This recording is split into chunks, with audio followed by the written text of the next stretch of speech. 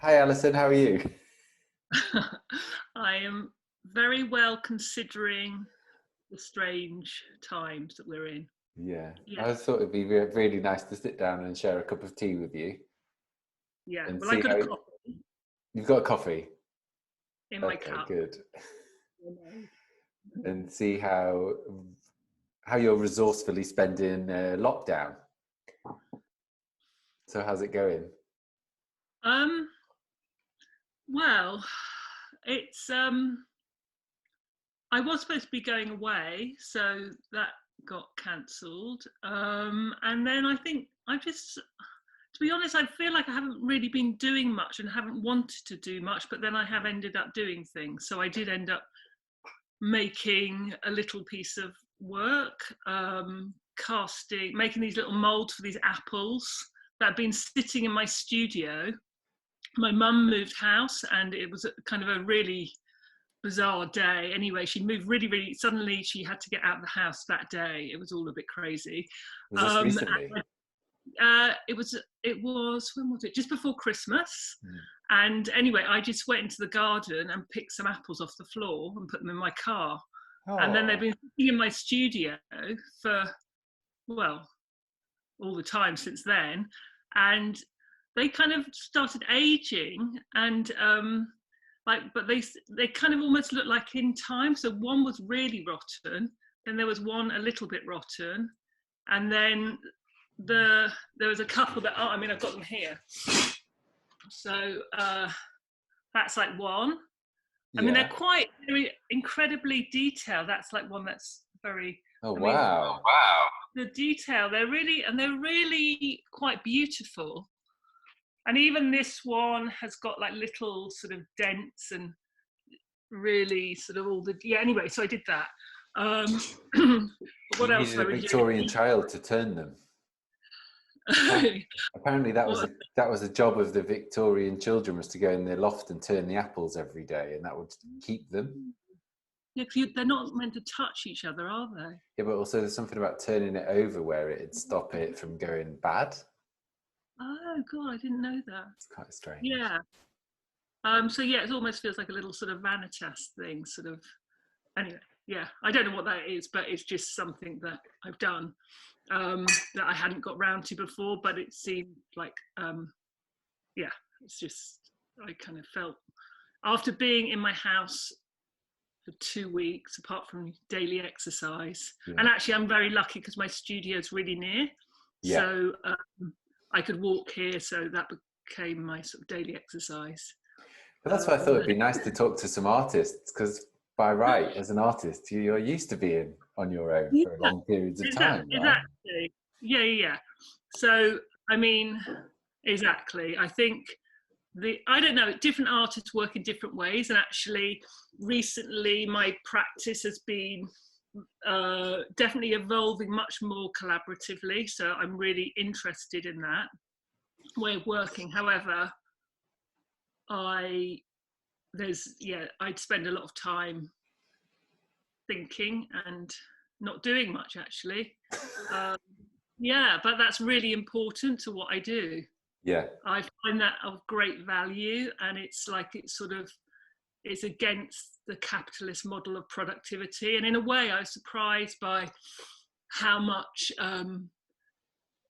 almost sort of seeming desperation to fill the gap of normal life as soon as it's taken away. And actually, this coronavirus is so massive that it seemed important to actually not not be overstimulated.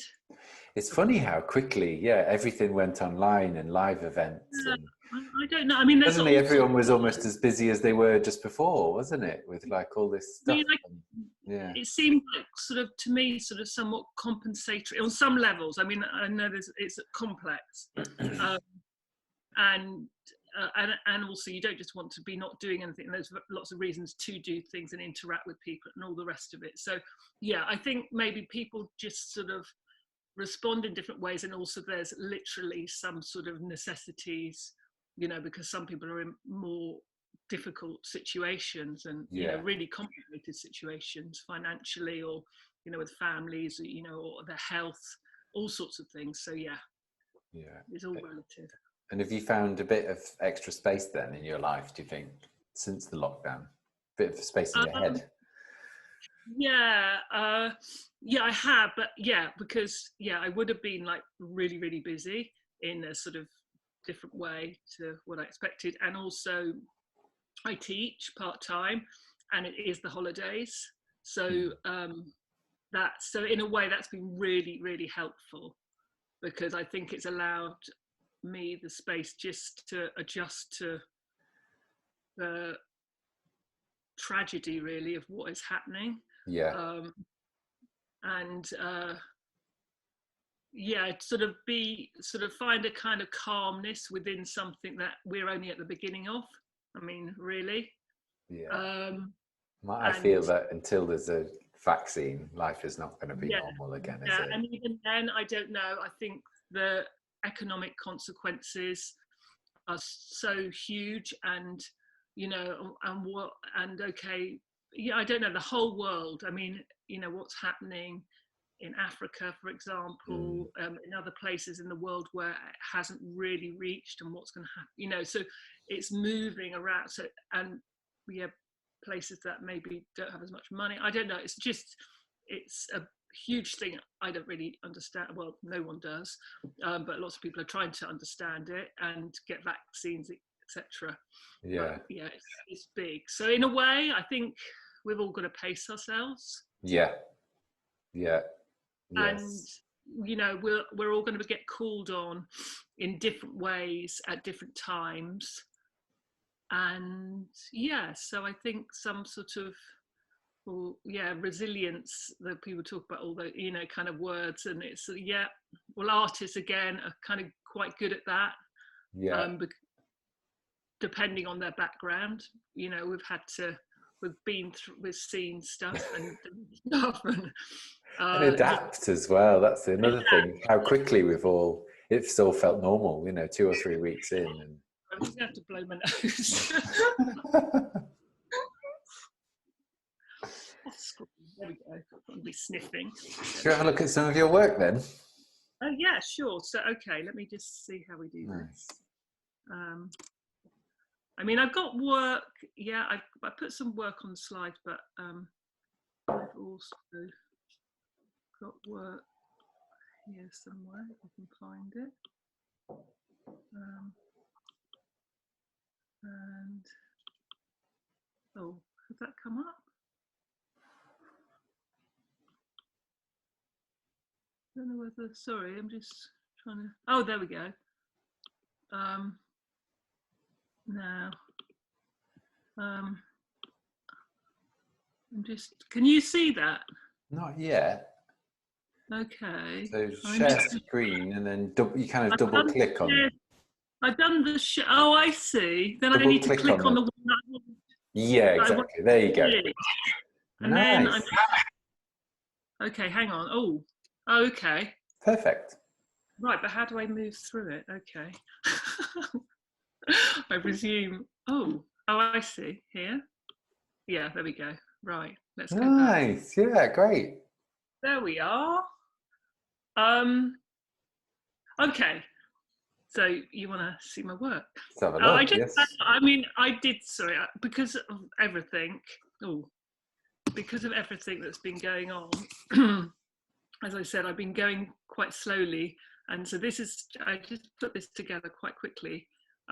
Maybe not exactly in the right order, but anyway, here we go.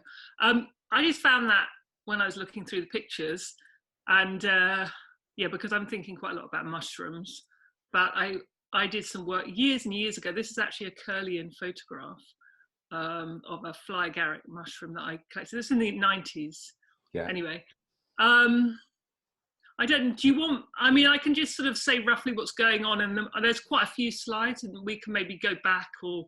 Yeah, I think Zoom limits the meetings to 40 minutes. So, so I think this is basically me in my studio making sculpture. So sculpture is just, you know, that's the center. I see sculpture as the center of my practice, even though I don't know, it can almost sound quite old-fashioned to talk about sculpture, but I love sculpture and I love making things. I love materials and I love Yeah. thinking through materials Yeah. in quite conceptual ways. And it's always been sort of, spatially and increasingly thinking about place and thinking with people and places. Yeah.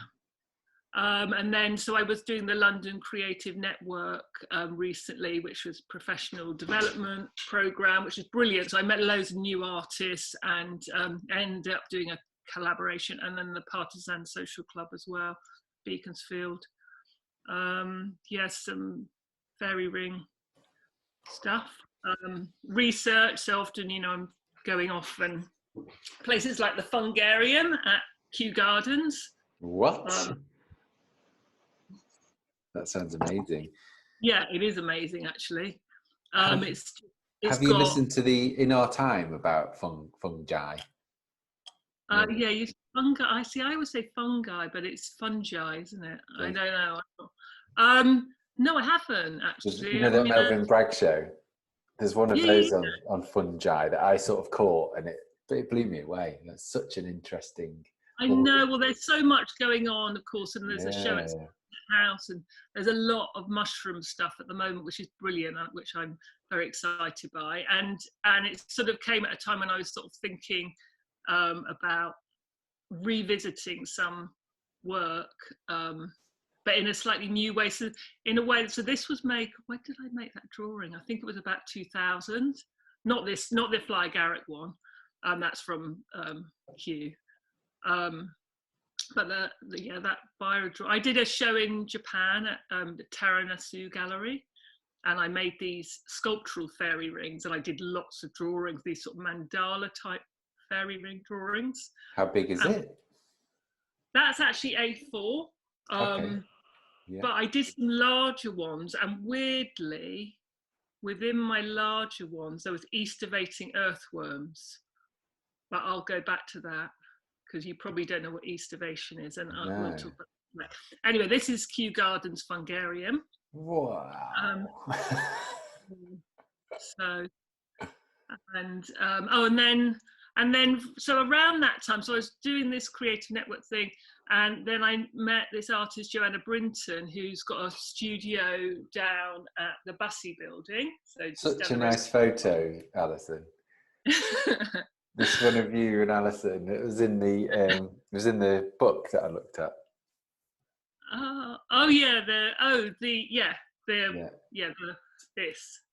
The worm is turning. So this is this is our publication that we produced, and which was part of this class. So I'm just rambling slightly, but she's got a Raizo printer. She wanted to do collaborative work. I wanted to do collaborative work, and I wanted to do something in my studio. She wanted to do something in her studio, and we got talking because basically we, amongst the group that we were working with at that time, we were, the only two that really wanted to do that. And was this through London Creative Network? Yeah, which is nice. European funded. I think it's only got one more group going through, and obviously the funding goes, but it's been really fantastic. And it's kind of interesting because I've been making art for a long time, so and so for me, and I think that even they were thinking, oh, should we give it to her because she's doing, she's done all these things, but they could see that where I was in my practice, there was something that I wanted to I was trying to shift, and I don't know, so it was I think it's an interesting area, professional development for so-called mid-career, anyway, so I felt quite fortunate to get that. So we started she wanted to do a publication and collaborate, and then I was, at this time, I'd been researching the mycelium, the fungi, and then I met the trainee librarian at Kew, and started talking to him, and then he sort of contributed to the publication. So I'm just trying to remember the text, the title of the text, Even a Worm Can Turn by Will Maguire, which was really great. You know, he's quite a young writer.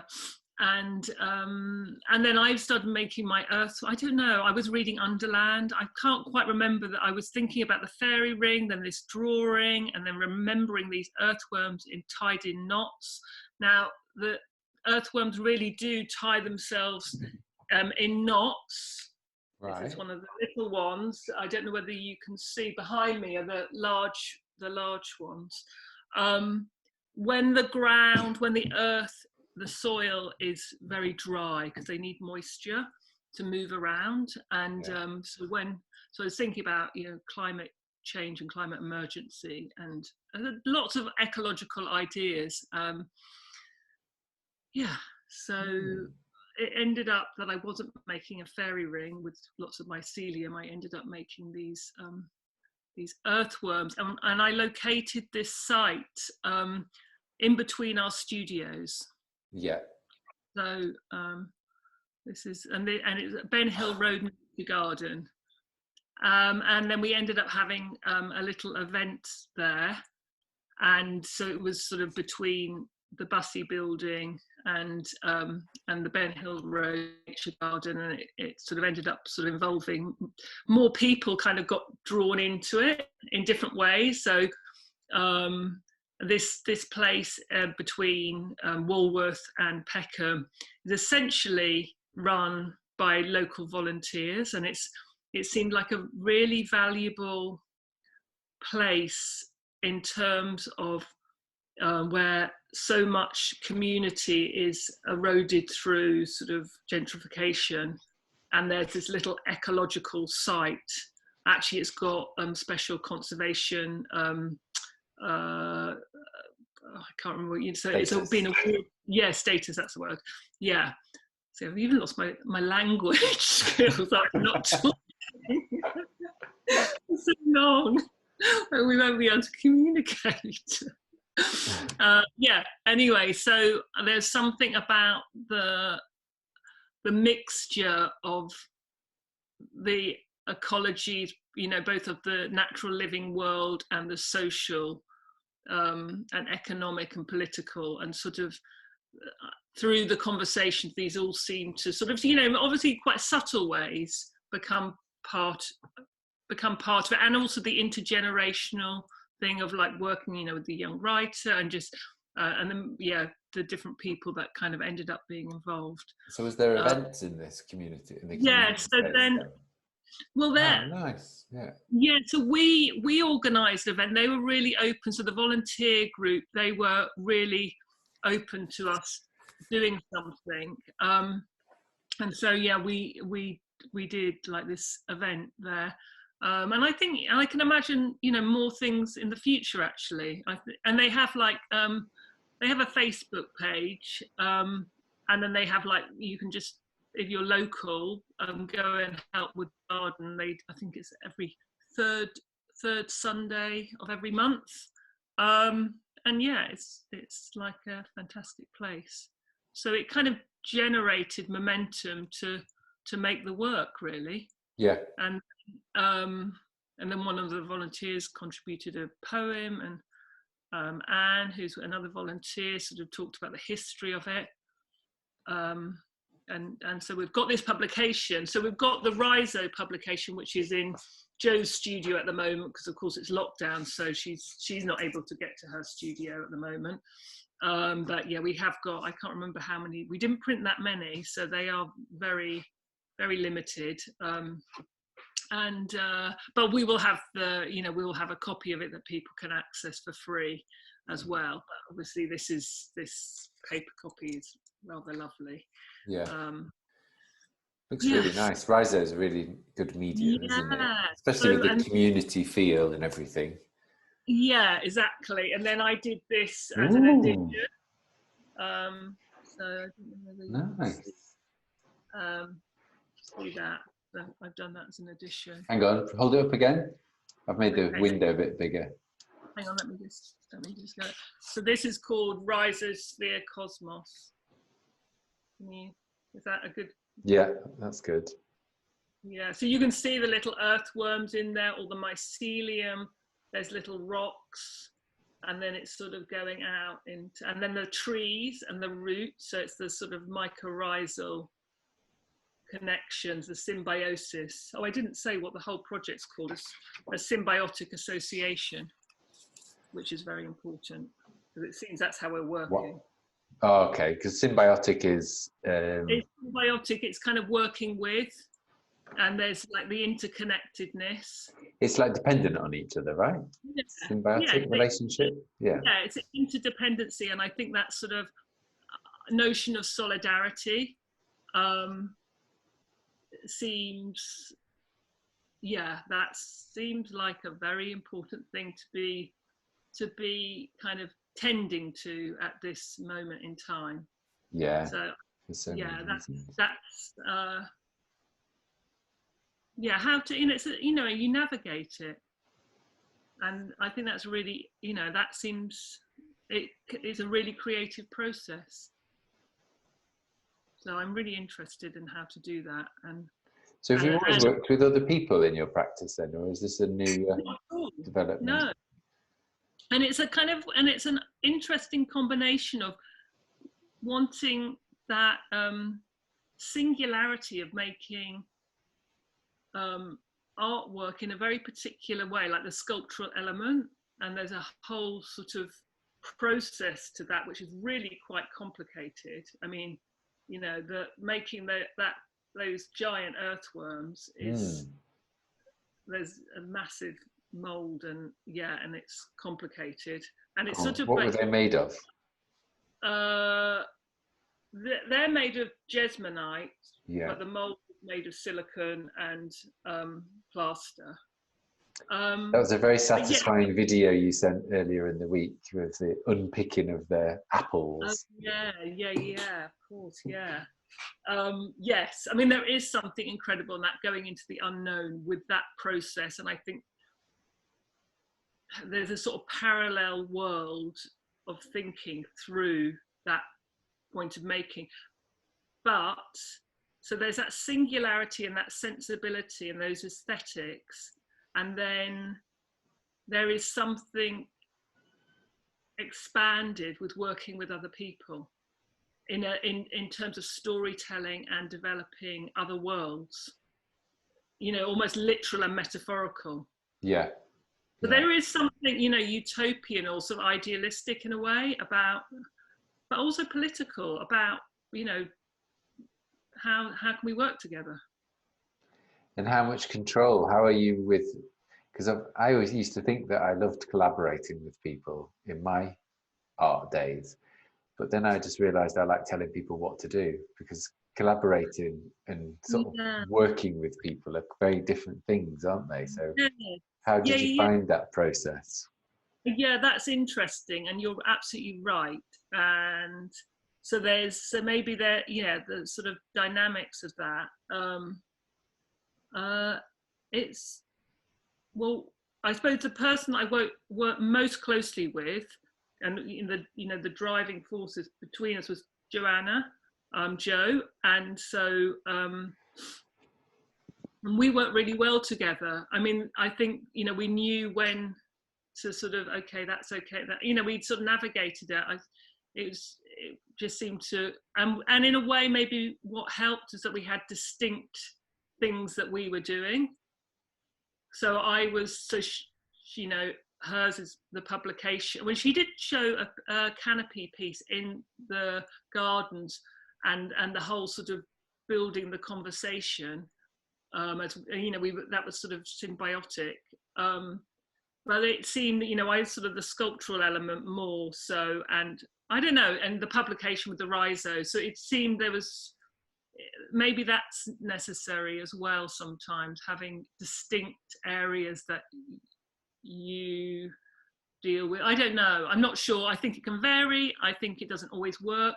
I think it can work, and I've done different collaborations where it can work for a time, it can work for a project, and it can sort of, and it can end dramatically.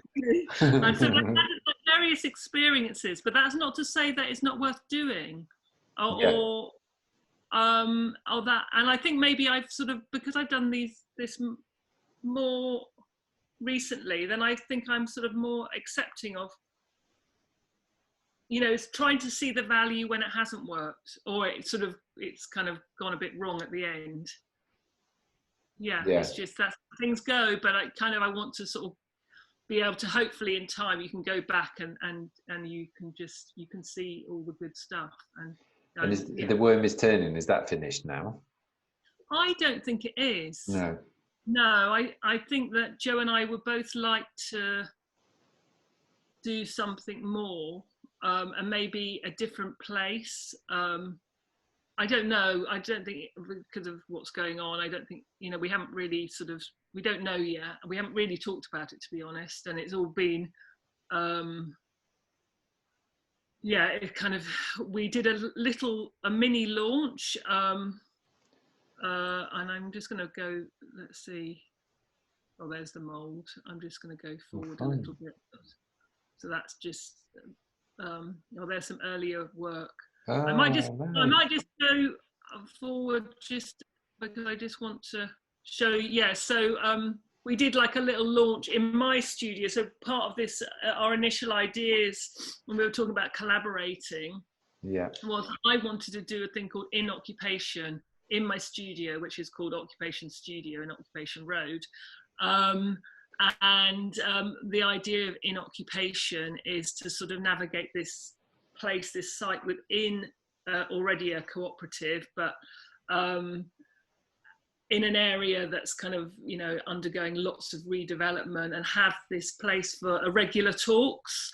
Maybe you should tell people about your studio quickly, because that's a very interesting model, isn't it? It's a really interesting model, actually. And Naomi Dines, actually, she's our studio manager, but we're essentially a cooperative, an artist-owned studio cooperative. And I think we've bought building, I think it was 2000 or 2001. And then we've sort of set up a constitution together. So we have shares as opposed to actually owning our particular spaces. So it depends on the square footage of your space, and there's sub-licensees, and so the sub-licensees, that they've got really, I think it's one of the cheapest rents in London. We do have a waiting list, but the spaces, as you can imagine, don't come up very often. We managed to buy the studios at a point when it was just about possible. And so good.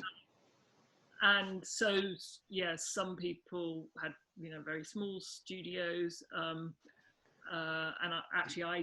was sharing when I first had a studio here, and managed to get a bit more space later on. It was, and, you know, it's just sort of gutting, really, that people like the Arts Council didn't give money to artists to buy to buy spaces earlier. Anyway, it didn't happen. I mean, I've spoken to artists that are, you know, even older than me, and they were having conversations in the, I don't know, 80s and stuff about getting buildings, but it didn't. It didn't happen. So I mean, again, rings true with everything that's happening now. I mean, most artists I know have not been able to get sort of holidays and breaks on their studios and things. It's really tough times, isn't it? Right. Yeah. So, because if you haven't got, like, say, a regular job or a regular teaching job or something like that, then, you know, and of course a lot of younger artists, they're just beginning to establish themselves. So it's really incredibly difficult. But having said that, I mean, it is incredible. There's no doubt it's absolutely incredibly difficult. This is a really interesting model. You couldn't do it in London. Maybe you can do it elsewhere. So everyone put money in to buy the building initially? Yeah, I think, we all put money in, depending on the size of the space. I can't remember quite how we did it now, but depending on the studio that you were going to be in, because we were actually already in the building. We were in the building, and then it came up for auction. And we did Raizo as well. Yeah. So you don't pay any rent now? We pay like running costs, Yeah. and then that goes towards all the maintenance. I mean, there's quite a lot we're needing to do on it, but yeah, so it's not like it's no money, but it's still And relative. what would happen if, you know, when someone passes away, would somebody be able to buy into the studio? Yeah, but there's a waiting list for that as well. Yeah. So there's waiting lists for sub licensee and and it goes first to the people internally, because sometimes people want to swap around different spaces. Yeah. Like you say, it would be impossible to do that in London now, wouldn't it? But you know, but it might not be elsewhere. Yeah, so I think elsewhere around the country, it's a really and the country, there's loads of interesting, exciting things going on elsewhere, not just in London. So I think that idea that you have to be in London, I don't know, I kind of sometimes think, if I was a young artist now, would I stay in London? I'm not sure. Do you have to stay in London? I think it's just not an option for some people. So maybe why try and make life as good as you can. Having said that, you don't necessarily need a studio. And lots of artists don't have studios, and you can be amazingly creative. I didn't have a studio to begin with, so I had 3 sheets of hardboard, which I called my studio. A mattress on the floor. We're all going to start somewhere. And what's the studio called, if people want to look up? Is there a website that people can look at? There isn't. So it should be. There really should be. I agree. There should be a website for us. I'd like there to be some different things. In the studio. It'd be nice for you to share your ideas with people if anyone is in a similar situation. I think it really gives me hope. I think that would be great for. You need sort of a bit of momentum for stuff like that to happen. But so in a way, I suppose that idea, I want to kind of get momentum within my space, but now that's somewhat scuppered. But so I, got this table, got like a setup, built a bit of a sort of platform so I could do some drawings upstairs or work. So I kind of thought about the space in a new way, in my studio in a new way, so it can become partly a shared space. So I really want to sort of reactivate the cooperative spirit, if you like, within the studio. That's really nice. So, and it's sort of, again, it's that symbiotic, because it makes how do we sustain ourselves as artists over time? Because you can have initial kind of exciting conversations and things, but it's an ongoing, so that ongoingness is that's what I'm really interested in as well. I think it's important, and I mean, it's kind of why I wanted to do these have a chat, just to keep up with people and see what they're up to. So this is they're my cups with Mimi. Hey. So Mimi, she's a ceramic artist. She has a studio down the road, so I made them with her. She was my sort of, she told me what to do, and she instructed me. It was kind of, I can't tell you how intense it was to make them, be on the wheel, and and when you're with they look very professional. Well, I know, but when you're with a professional ceramicist, she's quite strict. And it was just there's rules. There's really rules. So I just found really, it's almost like I was holding my breath when I was making them, and it suggested to me to it's a little A there. To make an edition of them, and it's like, I don't know that I could do that again. It's like it was really. Where did Inoccupation come from? Occupation Studios, and then I like the idea of, in a way, there's something about occupation, the idea of, like we were talking earlier about the sort of the kind of imperative to be productive in capitalist society. So there's something of that. There's something of occupying a space and sort of resistance, a rebellion, and yeah. So there's to me it kind of resonates in different ways. And go on, and why is there 8? Did you say there's 8 or 12? Oh, 8, because the this table, which is actually 2 tables on trestles, which I bought from Simon Jones Studios.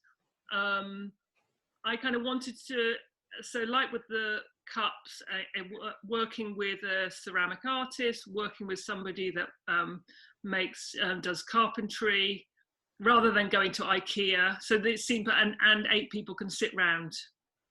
8 people can sit around the table, and that kind of that's nice. And it all packs away, so it's all like essentially I've kind of designed a little area, which I don't know if I can do. Oh, I don't know whether you can see there. Maybe after the slideshow, I'll put you on full screen, and then you can give us a quick walk around the studio. I'm just conscious of time. We might be kicked off in a minute, so. I know. So I'm just going to, anyway, that was the collaboration I did with Tamar Yusolov. And this is me in Sigmund Freud's. In Vienna. So yeah, Vienna, right. I'm interested in psychoanalysis. I mean, less so now in a way, but I think that sort of informed, thinking about the unconscious has informed my practice as well. And that was a piece that I did in Deptford. I made golden tumbleweeds, and I took them all around all the new builds and all that. So that was part of, what was that part of? What's the festival thing they have down in Deptford? Oh, Deptford X, is it? Yeah, it was Deptford X. Jeanette Paris, actually, she invited me to be in it. Oh, nice, yeah. And that kind of, in a way, that was activating this idea of space and the sculpture. That was about 2015. Yeah. This was actually another collaboration with Ian Nichols, and it was a virtual reality collaboration. And again, looking at these other worlds, creating a space of the otherworldly, which is somewhat sort of a combination of utopian, dystopian. And it was so you sat in the geodesic dome there with. So I would really, we both talked very much about the kind of intersection of the digital and the material, and wanted to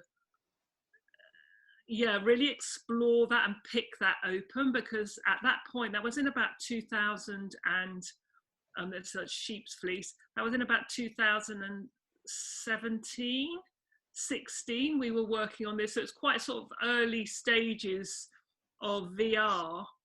And what I was seeing and what we were seeing in VR in terms of art was, in our opinion, wasn't very good. And so I think, Ian had previously worked in games. He's actually a painter. So I think, that sort of combination of thinking through these ideas, it was really, and even the thing of wearing the device, the headset, and how you could do that in a way that you could then explore. So like having this bed that you could sit on and move around, it became this social space. It was quite dreams of a witch house, Project Tomorrow people. Yeah, it looks amazing. So, and then, this is earlier, time capsule. Oh. Yeah, even earlier stuff in the mid-90s, and me in my studio looking very young. So, anyway, I've gone through all the slides, so. Nice. Yeah, I reckon we might be running out of time. So do you fancy giving us a quick walk with the laptop around the studio? Yeah, let's do that. If you stop sharing your screen. Okay, how do I do that? If you click at the top of the screen, does it say it? Yeah. So new share, no. Stop share. Stop share, there you go. Nice. Thank you. Yeah, let's have a quick nosy around your studio then. Okay. So up there, you can see the little platform. Yeah. And that's, really good. That's a window. Rare for you. luxury. Yeah, I know. You've got to tell me what you're seeing. I think I need to. You can see lots of IKEA boxes. Yeah, That's a lot of IKEA boxes. Oh my God, so they're all my Fibonacci rabbit generator. I didn't tell you about that. Yeah, I'm just sort of standing back so you can see that. Then nice. That's your table. Is that a kiln? No. Yeah, it is a kiln. Wow. Actually, that was my dad's old kiln. He passed away a few years ago. But when my mum moved, then I got that. I haven't used it yet, but nice. yeah. And then this is the and another window. Yeah, window and door over there. And then I've got like storage stuff in those cupboards. That's like materials and stuff like that. A few books and bits of wire and stuff, and yeah, more and more plaster and stuff and molds. I mean, what do you do with it all? Like crazy. I do keep on throwing stuff away, and then this is like my chaos. Oh, here's the apples. There's some apples. There's some more. Yeah, there's my molds. Oh, this is I'm just growing. Yeah, I think everyone's growing things at the moment. So I'm growing some lichen. What's lichen? Oh, lichen, it's like, it's totally symbiotic. Oops, let me just, it's kind of a mixture of, can you see? Oh, hang on, lost the phone. Whoops. Okay, this is a bit awkward. Right, there we go. Yeah, so that's that's it really. Well, it's a lovely space, Alison. Yeah. There we are. Should I put it down again? Yeah. Oh, well, thank you very much. That was really, I feel a lot lighter now. It's nice to keep in touch. I know. That's me done for conversation for the day. Yeah, more than you've said in the last 2 weeks. Actually, I've got Friday night. I'm meeting some friends tonight. Are you? Yeah. Yeah, online, of course. Yeah, of course. Yeah. Yeah, we're going to do our first we've been having meetings for DKUK, but we're going to have our first sort of social meeting tonight.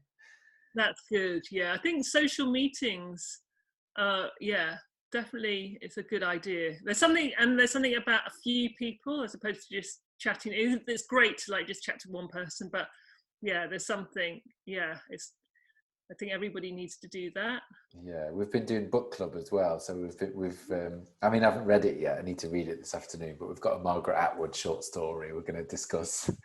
Yeah, that's a good way of have a little drink and see. Oh, it's lovely to see you and chat to you. Yeah, you. All right, I'll say goodbye and see you soon.